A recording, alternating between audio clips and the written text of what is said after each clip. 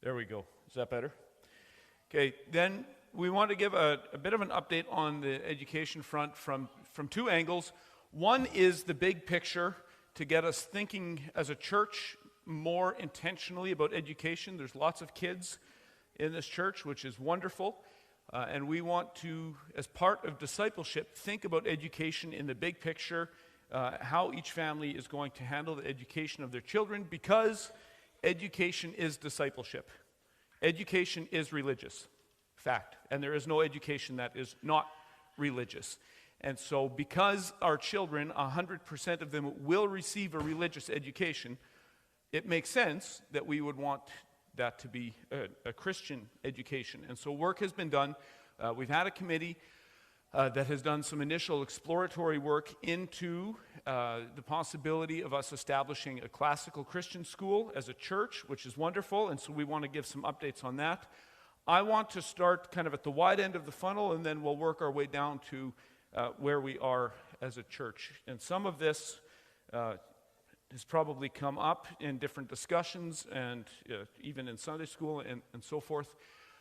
But I think it's important when we look at the current state of government education, we're seeing new levels of crazy, right? And so I think that's put education on a lot of people's radars where it was not so obviously crazy 10 years ago or 15 years ago. And yet this is how radicalism works, because it was that crazy 20 years ago, right? Who's heard of the Scopes monkey trials? Okay, where evolution and creationism was put on trial. Imagine being a parent in the 1940s. Did that seem like a new level of crazy coming through the schools?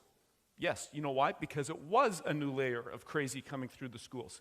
Okay, the craziness, the absurdity in public education is not new, and it's also not a mistake. This is important to realize. The radicalism of public education is not a mistake. It's not an unfortunate byproduct of something that was initially good. And so I want to start a little bit with thinking through the roots of public education, thinking through parental responsibility, and then again making application to our current state of where we're at with the church, and that is tied in with the building. We probably have many of us assumed that public education is normal because that's all that has existed in our lifetime, right? Who thinks it's normal to have public schools? Okay. And I'm not going to put you on trial, because I do, because that's all that was there when I was a kid. It was normal, right? And yet it is, in the standpoint of history, it's a novel concept, and we think people were just a bunch of dumb illiterates in the 1700s, and yet if you read some of the work that came out of that time, they were not a bunch of dumb illiterates.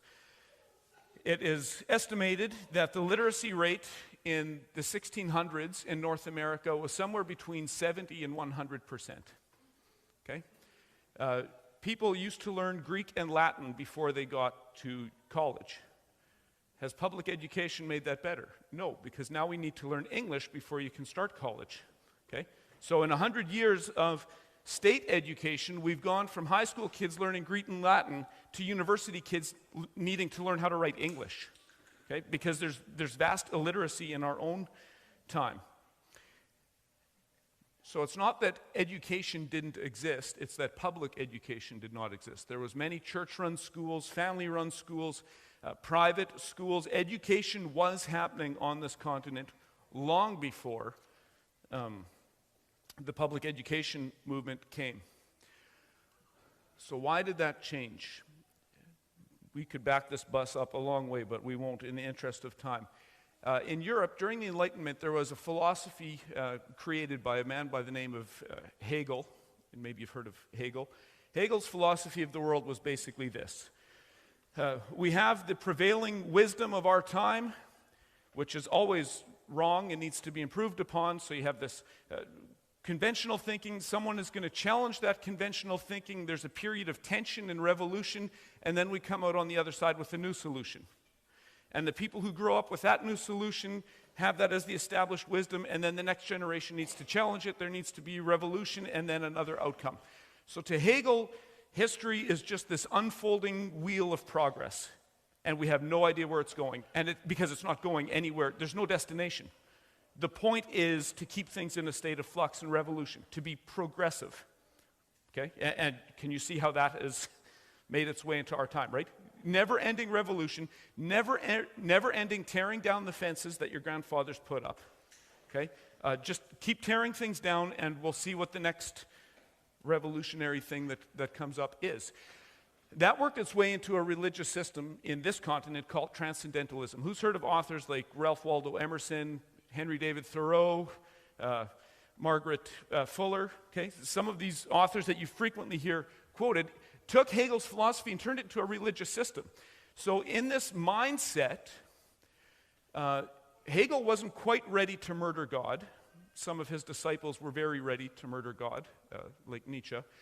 Hegel grew up the son of a Lutheran minister. He wasn't ready to murder God. He was happy to redefine God. What is God? Well, God is the divine mind. Well, what's the divine mind?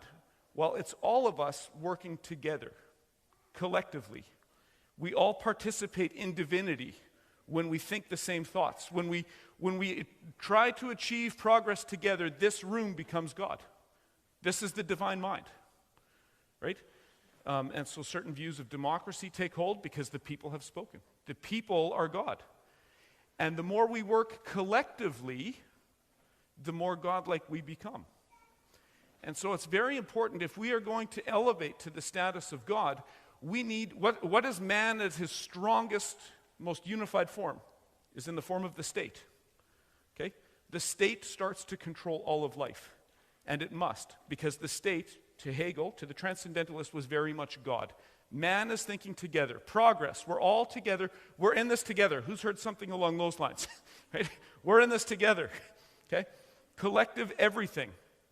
Wealth redistribution. Socialism. This stuff all makes sense because we're all participating in divinity as a collective. So these old Christian values of property rights, of the parents' sovereignty over their children, these things all must go because they are all a hindrance to progress. We can't get where this wheel of progress wants to take us as long as churches and parents are teaching their children. As long as you have a strong emphasis on property rights and each man's ability to vote. At one point, did you know that you had to own property to vote? Okay, that seems crazy to us. But the wisdom was, you own a piece of the country, you get a say. If you don't own a piece of this country, why would you get a say? Okay, that was the old wisdom. Now I'm sure that's racist and probably sexist. But the Transcendentalists took this philosophy. We have to read the same books. We have to think the same thoughts, right? And this is how diversity works in our day. As long as we all think the correct thoughts, diversity just means, well, there's some yellow-skinned people and some red-skinned people and some dark-skinned people and some white-skinned people, right? We need to look different as long as we all think the correct thoughts, right? The state-sanctioned, approved, certified thoughts, then diversity becomes about ethnicity. So you have this radical vision of human autonomy in the mid-1800s that is taking place on this continent.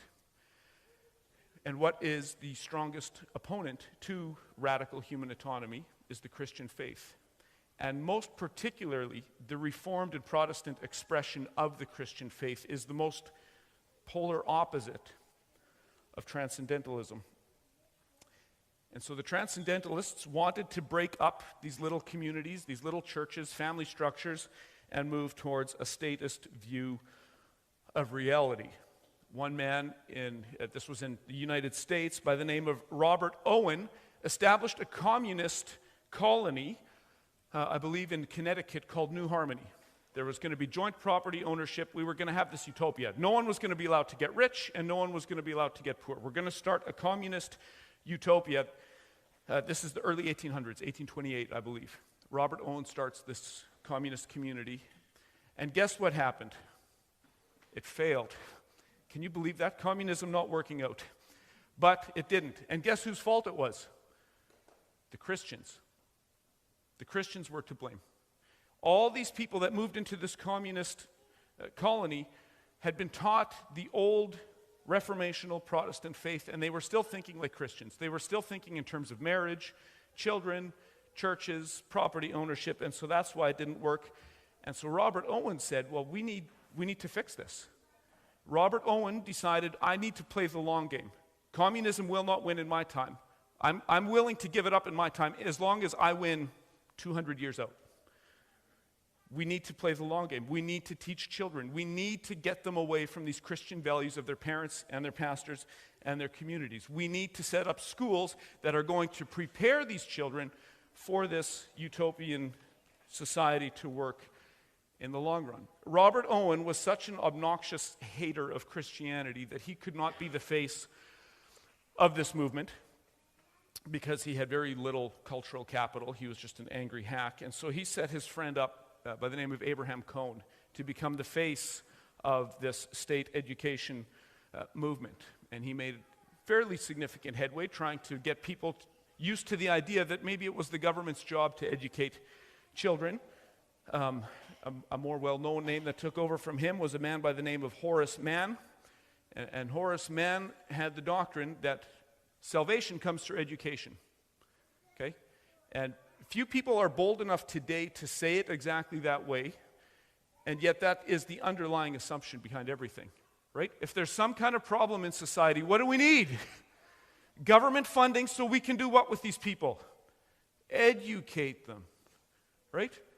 If there wasn't a government program, there would be literally no way on earth to know how a teenage girl got pregnant. There's no way to know, right? We need programs.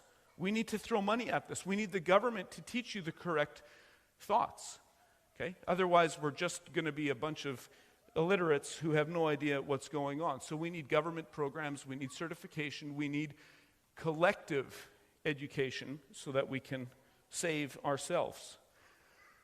And of course, this was pitched, as it often is that illiterate people end up in jail, right? And so this was presented when the government said, well, this is going to be very, very expensive if we're going to start getting into the education business. And the answer was, well, jail is more expensive, okay? Jail is more expensive. If these kids don't get a government education, if they're going to stay illiterate, we're just going to fill up these jails. And so this money's going to get spent down the road anyway, so let's spend it on schools rather than on prisons, was the thinking. Again, was there a widespread illiteracy problem? No, there was not. Okay? The Puritans who went to the American colonies, the Anglicans and the Catholics who came to Canada were very committed to good education. It wasn't just a bunch of illiterates running around. It was people who had been educated, but by their church. They were educated the wrong way, according to this doctrine. And so with this, you start having people, and then as now, so this is the 1800s, this is 150, 200 years ago, then as now, language becomes a powerful weapon when you want people to start thinking differently. And so what you started talking about was our kids. The government would talk about our children. Who's heard language like that, right? School board talks about our kids, okay? I'm going to stop right there. Whose kids are they? Ultimately God's. And then who has God put in charge of the children? Parents. Is the state able to produce children? No. Are husband and wife able to produce children? Yeah. Who do children belong to? Okay? If ever you hear a government official or someone in the education system talk about our kids, just stop right there and think about that. No. They're not our kids, they're my kids. Okay? God gave this child to me, not to the state. But through the use of coercive language, trying to embarrass people, humiliate them with coercive language, and knowing that the path to the future, to the revolutionaries, would have to come through the salvation that gets offered through government education, they would need to keep making this play. We need to start thinking of children as belonging to the state. The next man to kind of take up the banner of proposing state-run education was the son of Robert Owen, Robert Dale Owen, who said, no, I've got nothing against Christianity. Yeah, my dad was a bit angry about Christians. I want just a neutral marketplace of ideas. And if the Christians want to come and present their ideas, I'm totally okay with that. We're just going to have this education be neutral. And of course, he was smart enough to know that there is no such thing as neutrality, right? Education is always religious. Even neutrality is a religious Value. How do you know neutrality is good? Okay? And if neutrality is good, what are you saying? You're saying Jesus Christ is not Lord of the classroom. That's what you're saying. If this is going to be neutral education, that means Jesus Christ is not Lord here. Okay? So the first thing we're going to do every morning is throw Jesus Christ to the side because we're going to be neutral. We're not learning under the lordship of Jesus Christ. We're going to learn in this neutral marketplace of ideas. If the Christians want to present their ideas, they can, but we're not going to teach from that perspective. That's the myth that we have been asked to swallow, and of course that is not true. There is no neutrality, and I think we're seeing that in greater degrees. There was a lady, a feminist by the name of Frances Wright in the same time, who was quite a radical, and she actually advocated for the government to take all children from their families at the age of 2. Okay? So the breeder parents could keep their children till the age of 2 after they had bred them for the state, and they would put these children in boarding schools. Okay? So the state would take these children at age 2 and start educating them properly, because after all, do parents have certification? No, they haven't been approved by a single government agency. How can you trust them? We need certified people who know what they're doing to raise these kids. So at age 2, the state will take these children and we will educate them properly and then turn them back out. A political party called the Working Man's Party, or the Owenites, came about, and they started advocating for infiltrating institutions. Again, for this dream to take hold of educating children, we need to infiltrate not just government, we need to infiltrate families, we need to infiltrate trade unions, we need to infiltrate churches, and get this idea kind of like dandelion seeds. We need to make this idea seem natural. And again, I'll stop there. Does it seem natural? Yeah, it does. To push back against public education seems radical now. It tells you how successful this revolution has been. Who's the radical now? I am. By describing how this came about. I'm the radical. This is how revolutions work. Chesterton said, how fast revolutions become fashionable or how fast revolutions become normal, and then worse yet, normal. They just, after they've succeeded, it just seems normal. Oh, no, well, of course you have government schools. Like, what, are you against education? No, of course not. I'm against godless education. So where were the Christians in all this? You have these anti-Christian advocates pushing that we need to remove education from parents and from churches. The government should take this realm over. This is clearly people who hate Christianity advocating for this, and just openly in their published speeches, in their books, they're just saying, we hate Christianity, we want Christianity to die. Horace Mann was clear. His next disciple, John Dewey, it's out there in the literature. He went to go study the Bolshevist schools in Russia. He said, this is the way. Christianity has nothing to say in Russia. This is wonderful. Okay? As long as kids keep getting educated by parents and churches, they're going to keep being way too conservative for the revolution to happen. Okay? John Dewey, in his writing, says we need to remove the influence of churches and parents from children. Otherwise, we will never be successful at creating heaven on earth. Okay? We must do this. This isn't conspiracy theory stuff. Read the writings. They're not hiding it. Okay? They're not hiding it. So where were the Christians? Standing in bold opposition, of course, right? Not at all. Advocating alongside their opponents for this to happen. Okay? Because if revolutionaries are the evil team, Christians almost always are the gullible team. We almost always take the bait from people who want to harm us.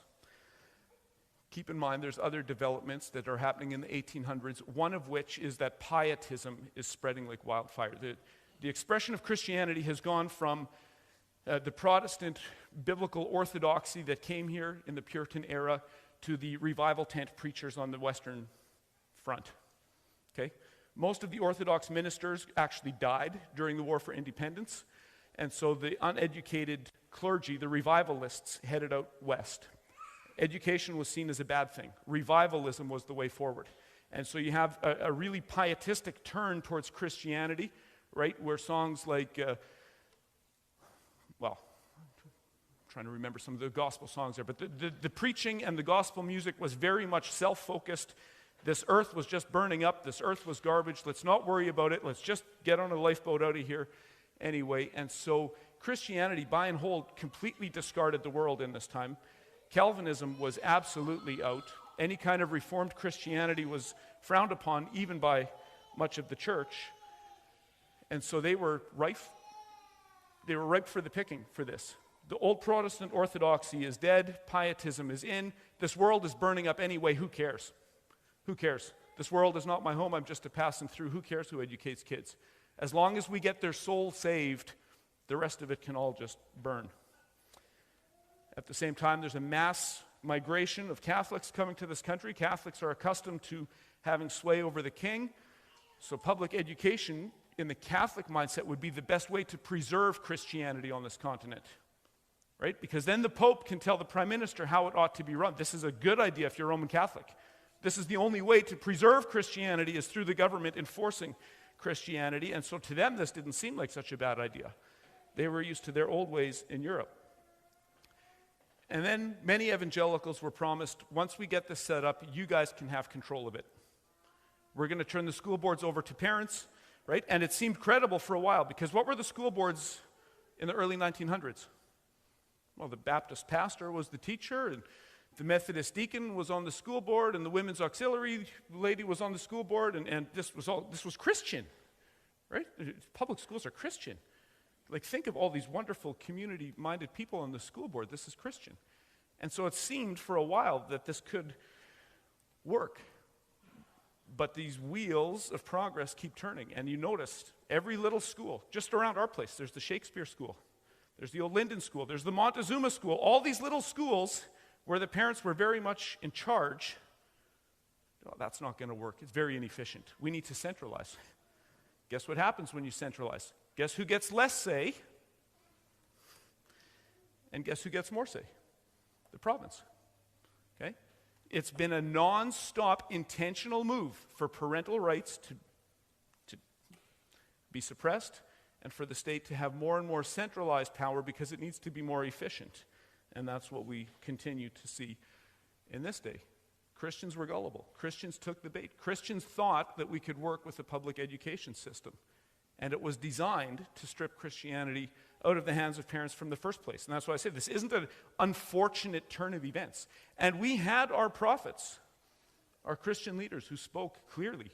R.L. Dabney in the Civil War era, a Southern Presbyterian, said, here's what's going to happen. If we have the government schools, it's going to quickly become lowest common denominator. And you know what? Presbyterian parents, they're going to take the Westminster Confession of Faith out of school. Okay? And all the Presbyterian parents, of course not. They're not going to take the Westminster Confession out of school. We don't even have the Lord's Prayer in school anymore, much less confessions and creeds for children to recite.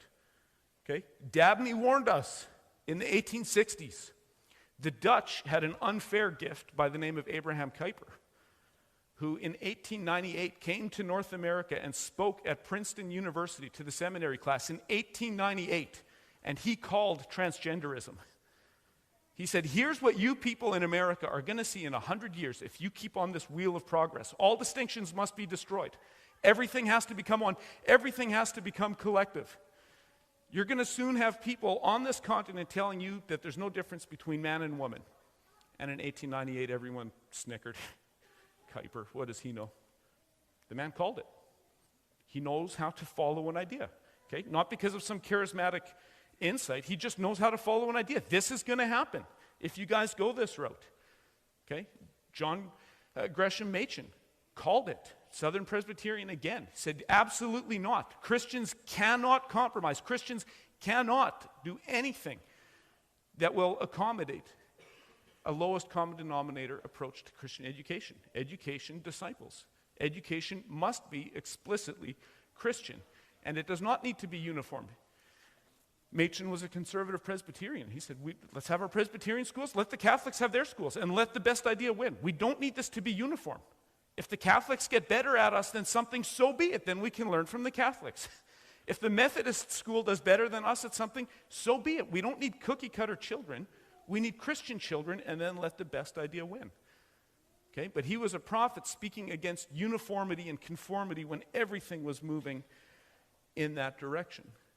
And so by the early 1900s, you have a very odd blend of socialists, Unitarians, which are liberal, non-Orthodox Christians, and Christians who have been sold a bill of goods and are not listening to the men who are warning them of what's going to happen, of the increasing radicalism that's going to happen if they give into this idea. And of course, it was implemented. First in California, in 1875, there was compulsory education. Okay, this government education is so good, you're going to go to jail if you don't send your kids there. That's how good it is.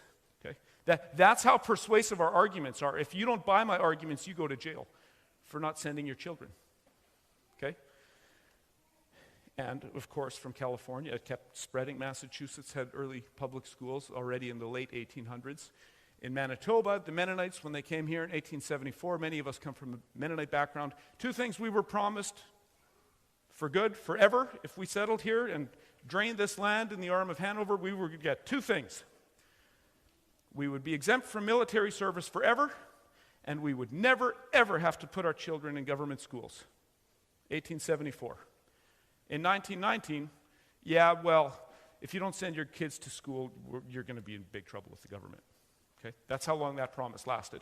So in 1919, there was a large migration of Mennonites who went to South America because of that. The government reneged on their promise about compulsory public education. And homeschooling, many of us have also grown up where homeschooling is being a legitimate option. In the 1950s, in America, homeschooling was illegal.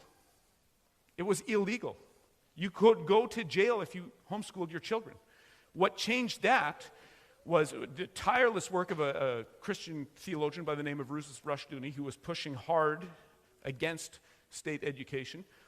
But what ultimately broke the camel's back in public opinion was some Amish parents getting arrested for teaching their children. And you see this, it was on cover of Time magazine, I think in the 1960s. There's a black and white photo of these little Amish children running into the cornfield, scared, because the educators were here to teach them, to give them a proper education so that they could think the correct thoughts. And when the American public saw little Amish children running into the cornfield for fear because they needed to be educated properly, public opinion changed and homeschooling laws and Christian education started to flourish. And today we have a much bigger homeschool and private Christian school system than existed 50 or 60 years ago. So there are signs of hope. COVID was another great gift when parents started to listen in on the Zoom classes and they started to tune in on what's being taught. Has been a great gift, and homeschooling has skyrocketed since that time. And so there are some positive trends in education as well, as the radicalism gets more on display and as we see the opportunities. So how does that affect us? Well, again, if we want to not just be pietists, if we want to think like Christians about everything, and we want to, we cannot treat the world as though it's just burning and everything other than the soul salvation doesn't matter. Everything matters. If you reduce Christianity to the feelings in your heart, that means we leave all cultural formation, all character formation to people who are not Christians. And culture always wins. Culture always wins, 100% of the time. And so if we leave that work to those who do not share our love for the gospel of Jesus Christ, we are essentially saying, you can have our children, but we're just going to do it slower. Okay? You can't have my kids, you can't have my grandkids, though. Okay? Because we're going to do this slowly. We're going to slowly erode these family bonds. And so we want to understand a complete Christian world and life view. I would say Machen was correct. Dabney was correct. Kuyper was correct. Rushdoony was correct. Okay? We need to form whole people. Education is discipleship. And that is why we have been looking into Christian education as a church. We have many homeschool families, and that's wonderful. There's opportunities to teach the Christian faith there. Are there also opportunities to establish a more conventional type of school, but that is explicitly Christian? And so there has been a revival and interest in classical Christian education that has been mostly uncovered by C.S. Lewis and by Dorothy Sayers, looking at forming a whole person, a complete integrated worldview, an integrated approach to education where we start every day. Jesus Christ is Lord of everything we're going to learn. Okay? And chemistry is not unrelated to history, and history is not unrelated to economic theory, and economic theory is not unrelated to the family. Okay? And the family is not unrelated to Trinitarianism. It's all a package. Thinking cohesively, thinking as a Christian about every sphere. We're not going to say that anything is not in the bounds of Christian thinking. Jesus said, all authority in heaven and on earth has been given to him. So there's Christian math? Yes, there is Christian math. In fact, the only way math would even exist is because of the Christian worldview. God made it that way. The only reason logic works is because Jesus is the divine logos. Okay? The only reason history means anything is because God's providential hand is in history, so history must have a meaning. So you're going to interpret history like a Christian? Yes. Yes, that's how I will interpret it, because everyone is interpreting history. Facts do not speak for themselves. I'm a Christian, so I will not apologize that my interpretation of history is specifically Christian. Okay? I'm not going to say I'm neutral, because I'm not, but neither are you.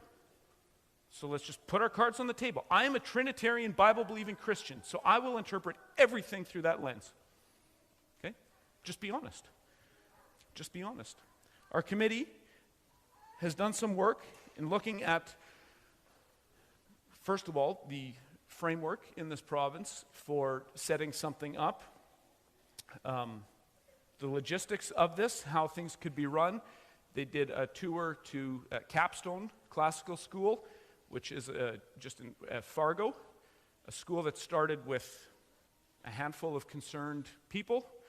And I don't know, does anyone remember how many kids they had? No? It's just shy of 300 kids. And they are about halfway through. When we were down there, they were about halfway through a $55 million school. Absolutely gorgeous. Someone can write big checks there. But clearly there's an appetite. There is some exciting stuff happening there. There's different ways to establish a school like that. They took a kind of a non-denominational approach. They had kids coming from all over the place, Catholics and Lutherans and Baptists and Presbyterians and everything there. There's more church-based schools that work with more theological uniformity, I guess you could say. And so some work has been done there. Everything in terms of what we are doing and looking at as a church is somewhat on hold because it's very much tied in with property and building once we're ready to go all in on this. So some of that is on hold. There's more work to be done. And I should mention and thank the committee for the work that they've done looking into this. And I'm sure they'd be open for question. But Sean chaired the committee, and together it was with Yannicka and Phyllis and Keith and Mike were all on this committee looking into this thing. And so some preliminary work has been done. We need a building for this to take the next step. Regardless of how children are educated in this church, we want to be clear that we want Christian worldview thinking, no matter how you do it. You can do classical homeschooling. There's classical homeschooling stuff out there from a Christian perspective. A classical Christian school, I think, is a great alternative. So we want you thinking about this.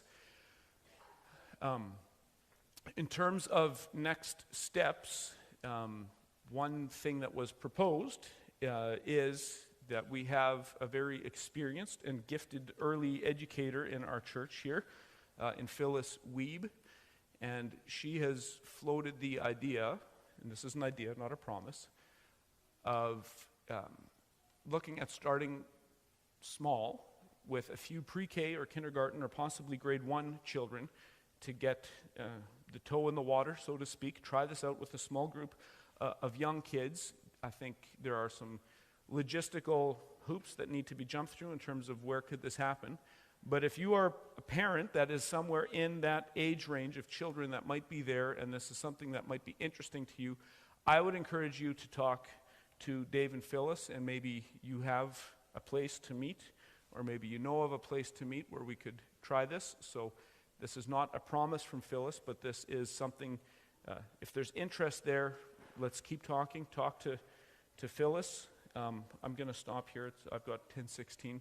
So I'm going to stop. I think most of the committee, or maybe everyone, is here. So if there's questions, for them or for anything else, I think we'd want to leave a little bit of time for that.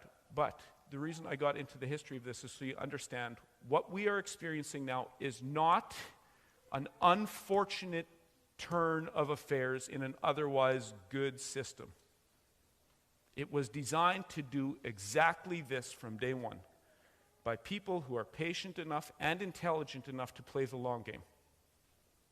So I'm going to ask us as Christians, if we're going to think like Christians all the way down, can we be patient enough and thoughtful enough for us to play the long game with our great-grandchildren? Okay? If and when, Lord willing, we have a classical Christian school here, I want my great-grandchildren to benefit from that when I'm pushing daisies from the other side. Okay? We've got to think long-term. Our enemies do. Our enemies always think long-term. Why can't we play the long game? Okay? The world is burning, let's just get on a life raft, is not a successful strategy for discipling the generations. Okay? God says he will be faithful to 1,000 generations. That means we better start leaning into that approach. Do the things today where it makes sense that God will be faithful to your 1,000th generation. I will stop there. Questions on the big picture, questions on the logistics here, questions on next steps, anything? I realize that's probably a lot, but fire away.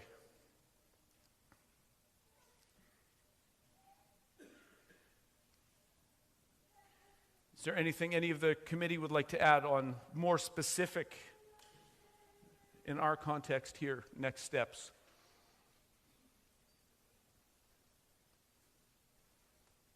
Crickets.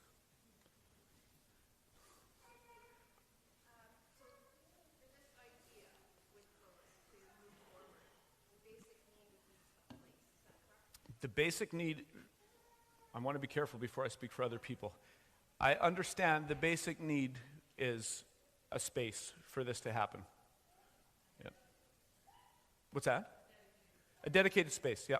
Some place where we don't have to clean up on a daily basis to reset for others. If it's a multi-use facility that gets a little complicated with having to set for classroom.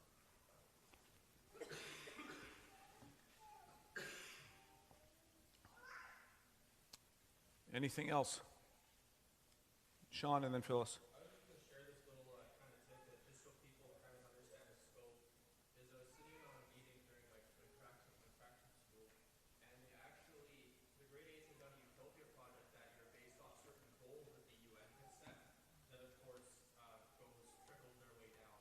So in terms of like outcomes, like what was on this progress sheet was certain goals, educational outcomes that were provided by the UN. So the UN is quite far removed, and so it's just trickling your way down to the public schools. So, like, you wouldn't think it, but it's like, yes, like, there are kids doing Utopia projects in school. That was like grade 8 stuff, so I didn't see it, but I just read about it in his report, so I thought that was quite interesting in terms of the clash of worldviews, and you don't quite realize how big it is and how much, like, its tentacles are in from big government until you see it and read about it. Yeah, if you didn't hear, Sean just said in his practicum, he came across a Utopia project. And this whole thing is based on Utopia, right? Creating heaven on earth through human progress. And he was seeing that with grade 8 kids doing a Utopia project. Anything else? Phyllis. Oh, yeah, sorry. I forgot about you.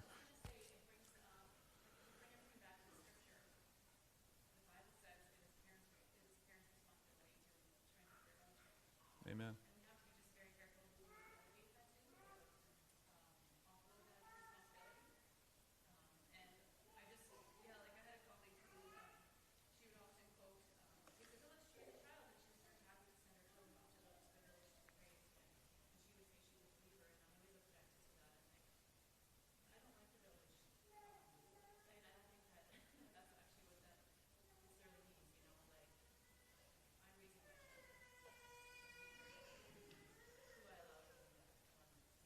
Yeah.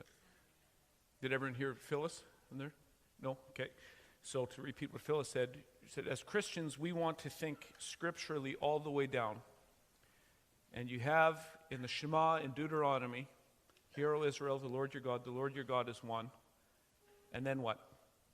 Speak about these things when you stand up and when you sit down, when you walk in, when you walk out. Okay? Christian discipleship is for all of life. Talk about these things, instruct them. The government was nowhere in Scripture, has never been given the authority to educate your children, not even once. It's a made-up idea. You see it repeated in Ephesians, to raise your children in the fear and admonition of the Lord, the paideia. So the whole atmosphere, the whole environment should just be so obviously Christian. Wherever our children walk, there should be such an obvious Christian environment around them that they can't picture what life would, without Christ, would be like.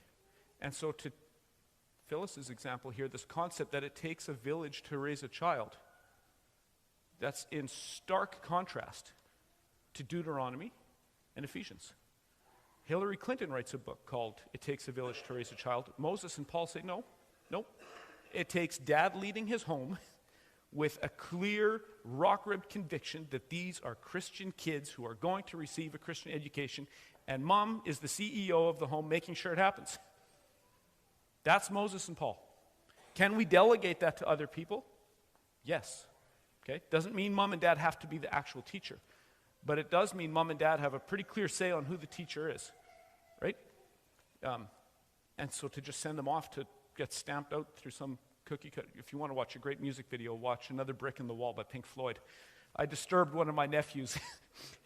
Of course, Pink Floyd is approaching it from the other angle when people like me are the man, but it's prophetic in a different way. Now they're the man, and they're putting little kids through the sausage grinder, so they're all coming out the same.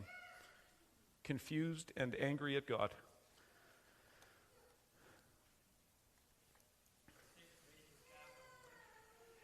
Takes major capital. It will, Lord willing. I think there's, you're talking about like physical capital for salaries and a place? Yeah. So I think this is where some synergy can happen as a church. One of the things that we want property in the building for is not just to use it one day a week, right? Lord willing, if we have a building, we would want to make it a 6-day-a-week building so that it can serve as our school during the week, and then, of course, our house of worship on the Lord's Day.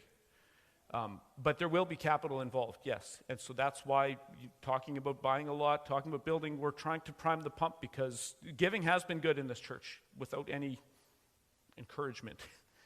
But it will need to be good. Do we want to see like a kind of a building fund started to see what that appetite is actually there?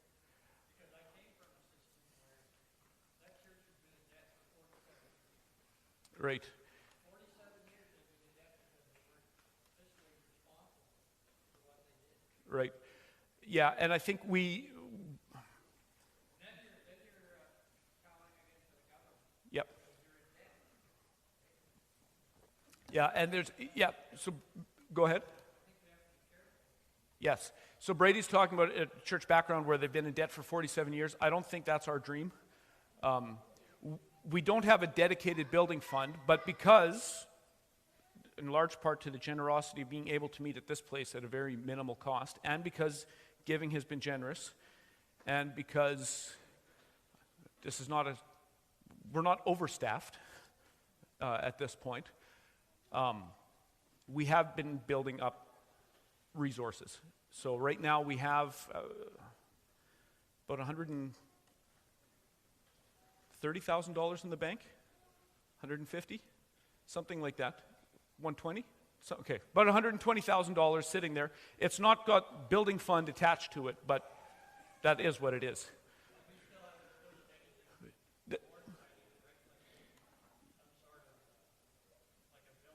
No, we haven't, because we're not there yet. If and when we are able to get that property rezoned, then the fundraising drive will need to happen because we have something specific to purchase, start building, and that kind of thing. So I'd consider this to be priming the pump, but significant resources will need to come forward to construct a building, to buy the property, and then, Lord willing, to start paying teacher salaries and so forth.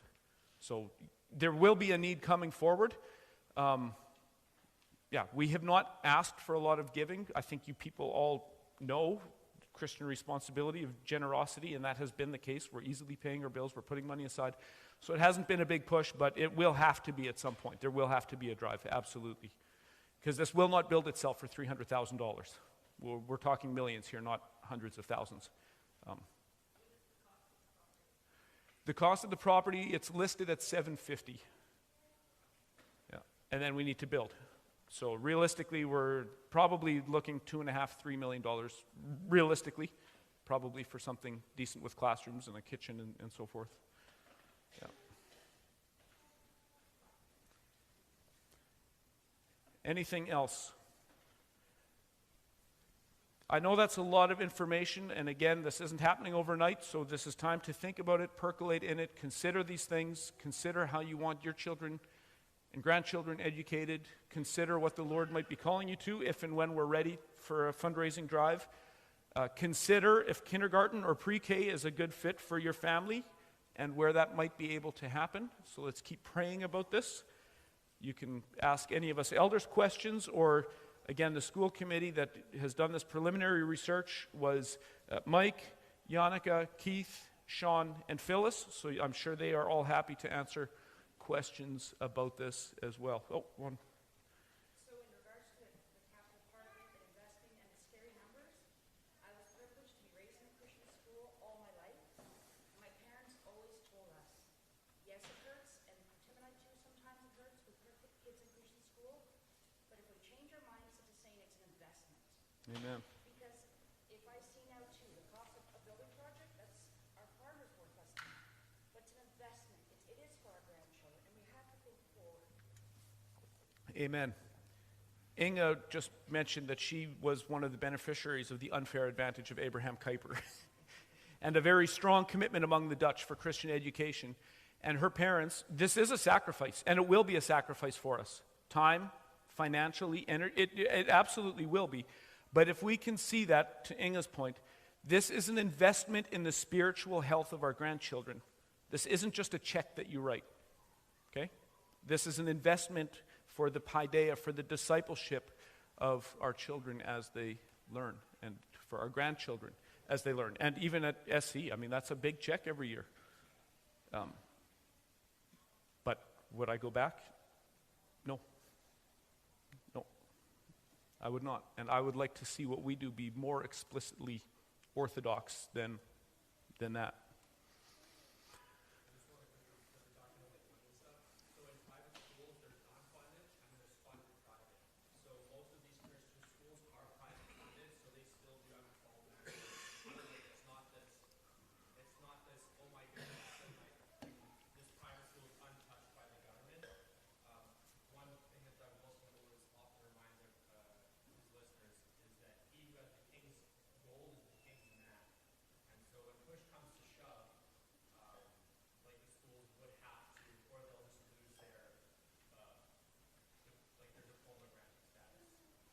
Right.